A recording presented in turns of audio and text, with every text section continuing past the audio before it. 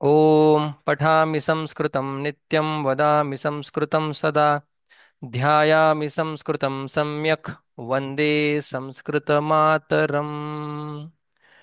इयत्ता 6वी धडा 11वा एकादशः पाठः मधुराणि वचनानि वचनानि वाक्य मधुराणी गोड वाक्य गोड वाक्य म्हणजे आपल्याला चांगली शिकवण देणारे ज्ञान देणारे वाक्य. पहिला श्लोक श्लोक दिलेला आहे, त्याचा खाली अन्वय दिलेला आहे आणि मग भावार्थ दिलेला आहे. श्लोक अन्वय म्हणजे काय, तर एका अर्थपूर्ण वाक्यामध्ये त्याची मांडणी करायची. जसं आय गो टू स्कूल हे काय, एक अर्थ सांगणारं वाक्य आहे. I to go a school हे वाक्य अर्थ सांगत नाही. अन्वय म्हणजे काय, एका ओळीमध्ये प्रॉपर ओळीमध्ये कर्ता कर्म क्रियापदामध्ये वाक्य लावणं त्याला म्हणतात अन्वय. आणि भावार्थ म्हणजे त्या श्लोकात काय सांगितलेलं आहे हे अजून चांगल्या प्रकारे स्पष्ट करणं. बघा पहिला श्लोक, मधुरा शर्करा. शर्करा म्हणजे साखर, मधुरा एक्सक्यूज मी सर. गोड. मधुरा, सर मला संस्कृत मध्ये 13 पडलेत. आता काही बोलायचं नाही, पहिलं लक्ष द्यायचं इथे, ठीक आहे. ओके. हम्म. मधुरा शर्करा. शर्करा साखर गोड आहे. द्राक्षा मधुरा. द्राक्ष गोड आहेत. मधु मधुरम. मधु म्हणजे मध, गोड आहे.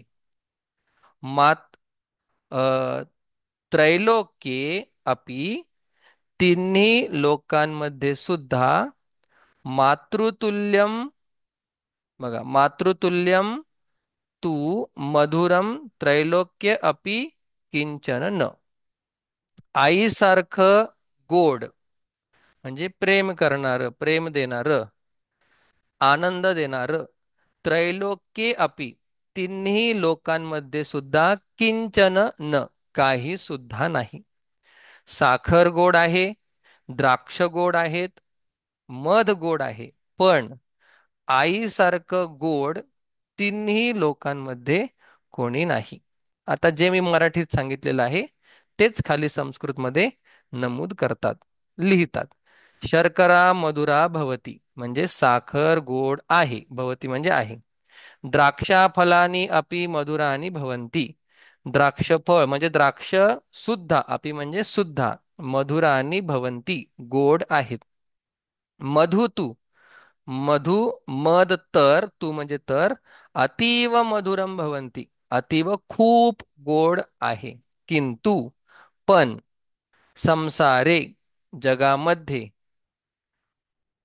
मातुः स्नेहः सर्वाधिकः मधुरः भवति. आईचं प्रेम, मातुः षष्ठी विभक्ती, आईचं प्रेम सर्वाधिकः मधुरः भवति, सगळ्यात जास्त मधुर गोड आहे. मातुः सदृशम, आई सारखं, सुखदायकम सुख देणार, तू अन्यत किमपि नास्ती. तू म्हणजे तर, आई सारखं सुख देणार तर अन्यत दुसरं, किमपि नास्ती काही सुद्धा, नास्ती नाही. पुढचा श्लोक अतिशय महत्वाचा आहे. योग्य झोप माणसाने घ्यायला पाहिजे, कमीत कमी 7 तास. मग ती झोप काय काय करते ते सांगतात. निद्रा चिंताम दूरयते.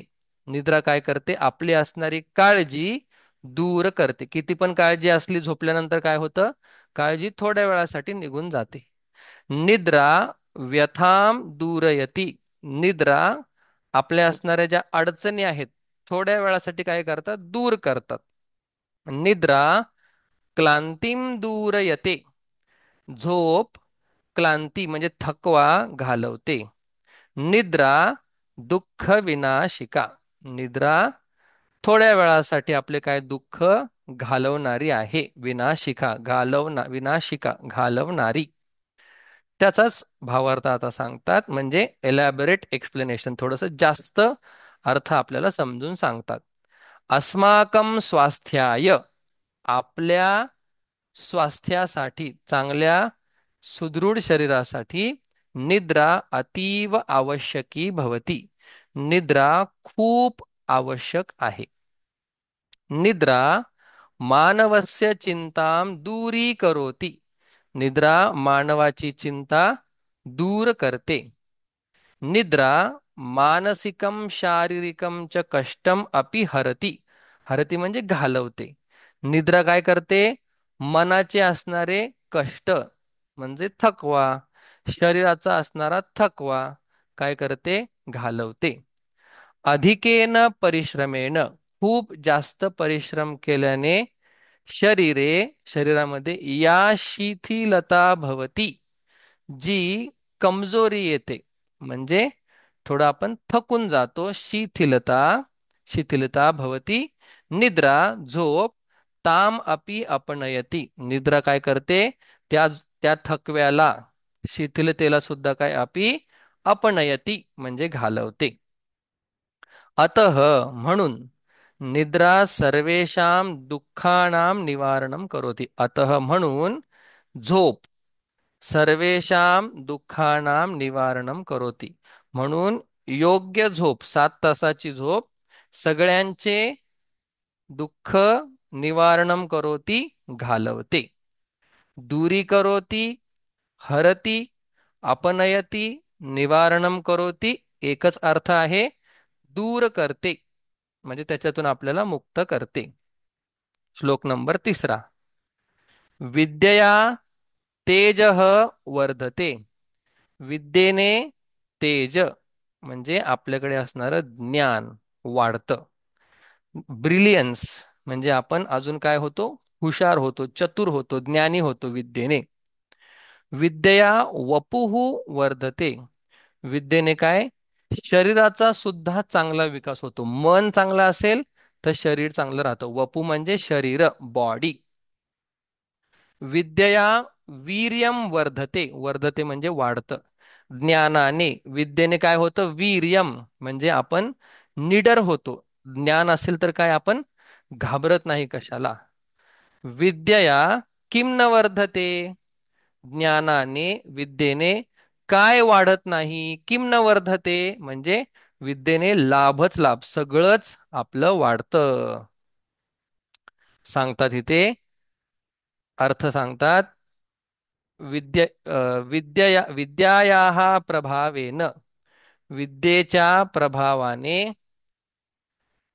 मनुष्यस्य शरीरम तेजोमयम भवती. म्हणजे एक शरीरावरती तेज, तेज म्हणजे आता तेजाला काय म्हणतात? व्हाईटनेस नाही म्हणत, म्हणजे एकदम गोरा झाला तेजाने असं नाही. तेज म्हणजे ब्रिलियन्स, आपली बुद्धी काय होते? अजून शार्प होते. विद्यायाः प्रभावेन म्हणजे विद्येच्या प्रभावाने मनुष्यस्य शरीरम, माणसाचं शरीर तेजोमयम भवती, तेजयुक्त होतं, ब्रिलियन्स वाढतो माणसामध्ये. विद्यया शरीरस्य समुचितः विकासः भवति. विद्येमुळे शरीराचा चांगला योग्य विकास होतो. जर एखादा माणूस मतिमंद असेल तर त्याचे बॉडी पार्ट सुद्धा काय व्यवस्थित वाढत नाहीत. विद्यां प्राप्य, विद्या मिळवून मानवः बलवान भवति. विद्या मानवः बलवान भवति म्हणजे माणसाकडे काय शक्ती येते. शक्ती येते म्हणजे पॉवर, पोझिशन. एखादा नवीन यंग मुलगा सुद्धा काय IPS होऊ शकतो. मग त्याच्याकडे किती पॉवर येते? तो काहीही करू शकतो. म्हणजे विद्या माणसाला काय देते? बळ देते. अतः म्हणून विद्या मानवस्य सर्व प्रकारेण सहायिका भवति. म्हणून विद्या मानवाची सर्व प्रकारेण, सगळ्या प्रकारे सहायिका मदत करणारी भवती आहे. अशा प्रकारे विद्येबद्दल सांगतात. पुढे मधुर वचन म्हणजे चांगले शब्द, चांगले वाक्य याच्याबद्दल आपल्याला सुंदर सांगतात. मधुरेभ्यः अपि मधुरम म्हणजे अतिशय गोडीपेक्षा असणारं गोड, स्वीटर म्हणजे मधुरेभ्यः अपि मधुरम. मंगलेभ्यः अपि मंगलम, शुभापेक्षा अतिशय शुभ, शुभ म्हणजे चांगलं. पावनेभ्यः अपि पावनम, म्हणजे पवित्रापेक्षा पवित्र, पावनापेक्षा पावन. काय आहे? केवलम मधुर वचनम, केवळ काय? चांगले वाक्य आहेत, चांगले शब्द आहेत. मधुर शब्दाचा अर्थ या ठिकाणी गोड, गोड म्हणजे आनंद देणारा, आनंद देणारा. मग सगळ्यात आनंद देणारं काय आहे? तर मधुर वाक्य आहेत. बघा, मधुर वचनम, मधुरम वचनम, गोड वाक्य अति महत्वपूर्णम भवती, खूप महत्वपूर्ण आहे. एतत् सर्वेभ्यः मधुर मधुरः मधुरवस्तुभ्यः अधिकं मधुरम भवती. एतत् म्हणजे गोड वाक्य, आनंद देणारे शब्द काय आहेत? मधुर मधुरवह मधुरवस्तुभ्यः अधिकम मधुरम, गोड वस्तूपेक्षा अधिकम मधुरम भवती. म्हणजे आपण बघितलं मध गोड आहे, द्राक्ष, पण सगळ्यात गोड काय आहे? तर या ठिकाणी चांगले वचन हे गोड म्हणजे आनंद देणारे आहेत. सर्वेभ्यः कल्याणेभ्यः अपि अधिकम कल्याणकारकम भवती. वर जे सांगितलेलं आहे त्याचंच खाली अनुवाद करतात, ट्रान्सलेट करतात. सर्वेभ्यः सगळ्यांसाठी, सर्वेभ्यः कल्याणेभ्य सगळ्या कल्याणांपेक्षा, अपि सुद्धा, अधिकम कल्याणकारकम अधिक कल्याण करणार भवती काय? मधुरम वचनम. सर्वेभ्यः पवित्र वस्तुभ्यः अधिकम पवित्रम भवती, जेवढ्या काही जगामध्ये पवित्र वस्तू आहेत, देव, मंदिर, संत, सर्वेभ्यः पवित्र वस्तुभ्य सगळ्या पवित्र वस्तूंमध्ये अधिकम पवित्रम भवती काय? मधुर वचनम. अतः मग म्हणून सर्वदा मधुरम एव वक्तव्यम, म्हणून सर्वदा नेहमी मधुरम गोडच, दुसऱ्याला आनंद देईल असंच वाक्य आपण बोलायचं आहे. एव म्हणजे मधुरच आपल्याकडून बोललं गेलं पाहिजे. आता खरं रिअल वेल्थ काय आहे ते सांगतात, खरं धन काय ते सांगतात. विदेशेषु विद्याधनम, जर आपण दुसऱ्या देशामध्ये गेलो किंवा दुसऱ्या राज्यामध्ये गेलो तर आपलं धन काय आहे? आपल्याकडं असणारं ज्ञान. व्यसनेषु मतिही धनम, व्यसन म्हणजे संकट, संकटामध्ये आपली बुद्धीच काय? आपली खरी वेल्थ, धन आहे. परलोके धर्मः धनम, म्हणजे परलोक म्हणजे स्वर्गामध्ये म्हणा, स्वर्गामध्ये धर्मः धनम भवती, म्हणजे धर्म, आपण केलेली चांगली कर्म हे काय आहेत? धन, खरी श्रीमंती आहे. शीलम सर्वत्र वै धनम, शीलम म्हणजे चांगला स्वभाव, हे काय? सर्वत्र सगळीकडे धन आहे. म्हणजे विद्या फक्त दुसऱ्या राज्यामध्ये गेल्यानंतर धन, मती आपली बुद्धी फक्त संकटामध्ये धन, आणि आपण केलेली चांगली कामं हे स्वर्गामधलं धन. पण शीलम आपला चांगला स्वभाव, सर्वत्र वै धनम सगळीकडे काय? हे धन आहे. आता भावार्थ थोडा मोठा दिलेला आहे, तेच थोडंसं एलॅबरेट करून सांगतात. यदा मनुष्य विदेशम गच्छति, यदा जेव्हा माणूस विदेशात जातो, दुसऱ्या ठिकाणी जातो, तदा तेव्हा. बघा, यदा तदा युग्म जोडी आहे. तस्य विद्या त्याची विद्या, अर्थात ज्ञानम म्हणजे त्याचं ज्ञान, एव सर्वविधाम सहायताम करोती, माणसाकडे असणारं ज्ञानच. समजा एक इंजिनियर भारतामध्ये इंजिनियर झाला आणि बाहेर देशामध्ये गेल्यानंतर त्याच्याकडे काय असतं? त्याचं धन, तर त्याच्याकडे असणारं नॉलेज. त्या नॉलेजमुळेच काय? त्याला बाहेर देशामध्ये जॉब मिळतो, पैसे भेटतात. मग मुख्य काय आहे बाहेर देशामधले धन? ज्ञानम. सहायताम करोती मदत करते. यदि कोपी जनः जर कोणीही माणूस, कस्मात अपि कारणात कुठल्या सुद्धा कारणाने, कुमार्गे संलग्न भवती, कुमार्गे म्हणजे वाईट मार्गामध्ये, संलग्न जातो, संलग्न भवती जातो. म्हणजे कुठला यदी जर कोणताही माणूस कुठल्याही कारणामुळे कुमार्गे संलग्न भवती, कुमार्गाला जातो तदा, तेव्हा तस्य बुद्धीही, त्याची बुद्धी एव सहायिका भवती, म्हणजे संकटामध्ये काय त्याची बुद्धीच मदत करणारी होते. मनुष्य यत धर्म कार्यम करोती, मनुष्य यत म्हणजे जे, धर्म कार्यम करोती धर्म कार्य करतो, स्वकर्तव्यम सत्यनिष्ठया करोती म्हणजे स्वतःचं कर्तव्य, कर्तव्य म्हणजे मी हे केलंच पाहिजे. जर मी विद्यार्थी असेल तर अभ्यास केलाच पाहिजे, हे काय माझं कर्तव्य आहे.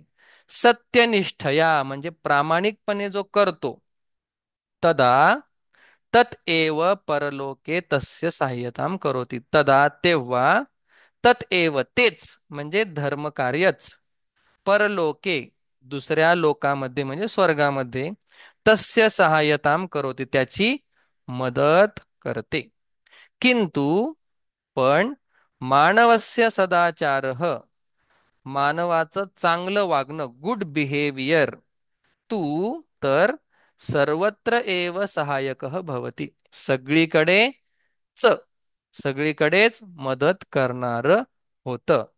मग चांगला स्वभाव, चांगला सदाचार, कॅरेक्टर हे आपल्याला सगळीकडेच मदत करणार आहे. आता आपण पाहूया क्वेश्चन आन्सर. शुद्धानी अशुद्धानी, शुद्ध म्हणजे बरोबर, अशुद्ध म्हणजे चूक. पहिलं वाक्य वाचतो. मातृतुल्यम मधुरम तू त्रैलोक्य अपि किंचन न अस्ति, आई सोडून या जगामध्ये तिन्ही लोकांमध्ये पवित्र असं आई सोडून कोणीच नाहीये. शुद्ध म्हणजे हे सत्य आहे, म्हणून आपण त्याला काय म्हणणार आहे, शुद्ध. दुसरं बघा, शुद्ध लिहितो मी या ठिकाणी, शुद्धम. बर. मधुर हा शुद्ध वचन, म्हणजे शुद्धम म्हणजे बरोबर, अशुद्धम अच्छा. म्हणजे चूक. मधुर वचनम सर्वदा कल्याणकारकम, मधुर वचन चांगलं बोलणं हे नेहमी कल्याणकारक आहे, कल्याण करणार आहे. हे सुद्धा काय शुद्धम बरोबर शुद्धम आहे, शुद्धम. शुद्धम. बर. परलोके धर्म एव धनम भवती, दुसऱ्या लोकांमध्ये धर्म हे सुद्धा काय खरं वाक्य आहे, शुद्धम. शुद्धम निद्रा सुख विनाशिका असती, निद्रा काय करते, सुखाचा नाश करते, निद्रा तर दुःखाचा नाश करते, म्हणून हे वाक्य अशुद्धम अशुद्धम अशुद्धम. अशुद्धम विद्यया सर्वम वर्धते, विद्येने सगळं वाढतं, शुद्धम खरोखर शुद्धम शुद्धम शुद्धम आहे. पुढे बघा, तर जोड्या जोडवायच्यात आपल्याला. मधुरेभ्य अपि मधुरम डॅश भवती, मधुर मधुरापेक्षा वचनम मधुर वचनम.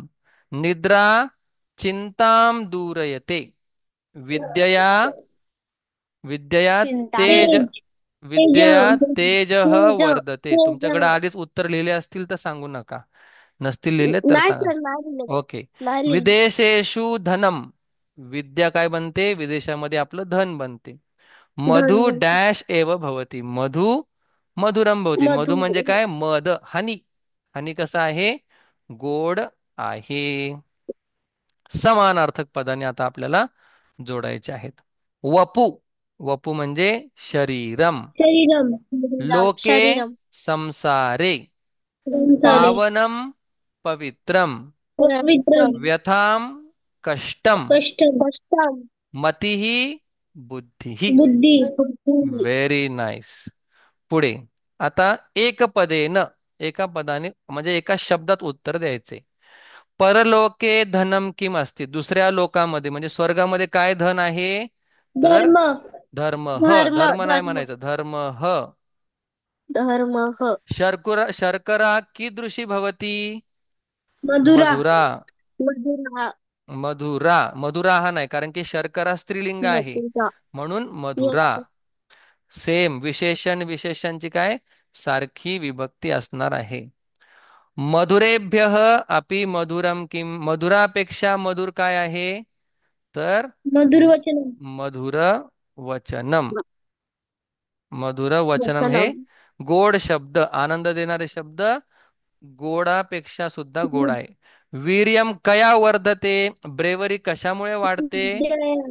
विद्यया. कया तृतीय विद्या. विभक्ती आहे म्हणून उत्तर सुद्धा विद्यया तृतीय विभक्तीत पाहिजे. व्यसनेषु धनम किम अस्ति, व्यसनामध्ये आपलं धन मती. काय आहे? बुद्धी मती.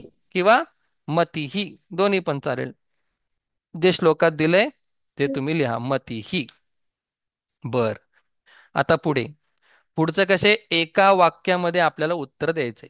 एका वाक्यामध्ये उत्तर देण्याची सोपी पद्धत काय आहे? तुम्ही जो प्रश्न असेल त्याला बाजूला काढायचं, प्रश्नाच्या जागी उत्तर लिहायचं, झालं आपलं उत्तर लिहून. का दुःख विनाशिका, दुःख घालवणारी कोण आहे? तर सहा. उत्तर काय? निद्रा. निद्रा. निद्रा दुःख विनाशिका भवती. मी फक्त डॅश डॅश डॅश लिहितो. का संसारे सर्वाधिकम सुखम यच्छती, काय माता. जगामध्ये सगळ्यात जास्त सुख देते? अ, नाही. माता. मातु स्नेह सर्वाधिकः हा, मधुरम मधुरः भवति. नाही. सगळ्यात जास्त सुख कोण देते? तर आपल्याला आता श्लोकांमध्ये जावं लागेल. सगळ्यात जास्त सुख अ निद भावार्थ मध्ये दिलंय ना, मातुः थांबा. स्नेह सर्वाधिक मधुरः भवति. हा, आता का प्रश्न आहे, त्याच्यामुळे मातुः स्नेह पुल्लिंग झालं. तरी पण आपण एकदा बघूया. हा, मातुः स्नेह सर्वाधिक, बरोबर आहे. कह, का तर मातुः स्नेह, आईचं प्रेम हे काय देतं आपल्याला? सगळ्यात जास्त सुख देतं. मग कसं लिहिणार उत्तर? का मातुः स्नेह सर्वाधिकं सुखम यच्छति. मंगलेभ्य अपि मंगलम किम.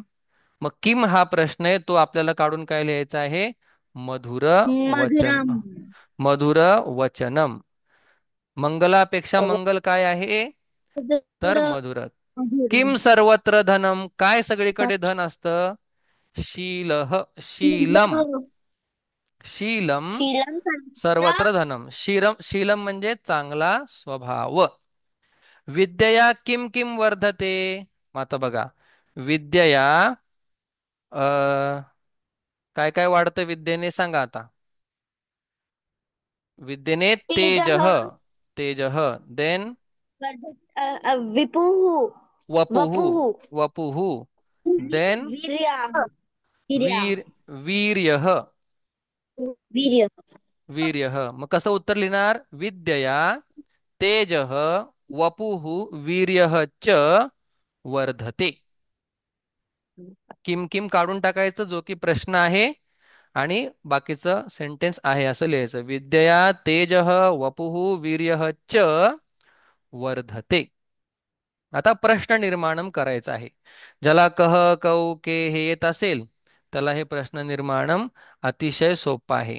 काय करायचं आपल्याला? फक्त जो शब्द बोल्ड मध्ये दिलेला आहे त्याला आपल्याला जेंडर आणि विभक्ती ओळखायची. तर मग हा स्त्रीलिंग शब्द आहे कांती, आणि द्वितीय विभक्ती एकवचन आहे. मग का के का हा, आणि उत्तर येणार या ठिकाणी काम. काम का आलं? कारण की क्लांती हा शब्द स्त्रीलिंग आहे, म्हणून आपण कुठला शब्द चालवणार? का के का हा.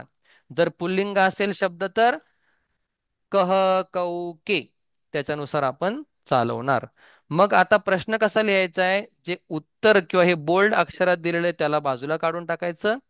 निद्रा काम दूरयते आणि प्रश्नचिन्ह लिहायचं आहे. मधुर वचनम, पावणेभ्य मधुर वचनम स्त्रीलिंग नपुंसकलिंग शब्द आहे म्हणून प्रश्न येणार किम. मग आता उत्तर कसं लिहिणार? मधुर वचनम काढून टाकायचं, पावनेभ्य अपि पावनम किम अस्ति, आणि क्वेश्चन मार्क. बघा, निद्रा हा शब्द सीता सारखा आहे. हा. सीता, सीते, सीता हा. मग काय प्रश्न हा. विचारणार आपण? का. का चिंताम दूरी करोती, कोण चिंता दूर करते, आणि आपण देणार क्वेश्चन मार्क. निद्रा शब्द काढायचा, का शब्द लिहायचा. आता विद्यया वपुः वर्धते, विद्या आहे स्त्रीलिंग शब्द आणि तृतीया विभक्ती एकवचन आहे. मग आपण चालवणार का के काहा, काम के काहा, कया. कारण की कया हा सुद्धा तृतीय विभक्ती एकवचन आहे. परलोके धर्मः धनम भवती. परलोके, परलोके सप्तमी विभक्ती आहे म्हणून आपण लिहिणार कह कौके कम कौकान आणि सप्तमी विभक्ती कस्मिन. मग प्रश्न कसा बनवणार? परलोके शब्द काढून टाकायचा, कस्मिन तस्मिन धर्मः धर्माः. धनम भवती आणि क्वेश्चन मार्क. अशा प्रकारे आपण प्रश्न निर्माण सुद्धा केलेला आहे. आता हम्म, अशा प्रकारे हे संपलेलं आहे. मूल्यात्मक हा प्रश्न, तरी पण आपण हे वाचूया, आपल्याकडे वेळ आहे. अस्मिन पाठे, या धड्यामध्ये, भवान म्हणजे आपण, या धड्यामध्ये आपण किंवा भवती यत अपठत, जे शिकलो, अपठत हे पास्ट टेन्स आहे. तेषु किम ग्रहीतुम इच्छती, किम त्यक्तुम इच्छती, म्हणजे आपण काय घेण्याची इच्छा करतो आणि काय सोडण्याची इच्छा करतो. यद ग्रहीतुम इच्छती तस्य समक्षे ग्रहीतुम लिखतु. ग्रहीतुम म्हणजे काय? स्वीकार करायचा, एक्सेप्ट करायचं. काय आपण एक्सेप्ट करणार आहे? त्याच्या पुढे काय लिहायचंय? ग्रहीतुम.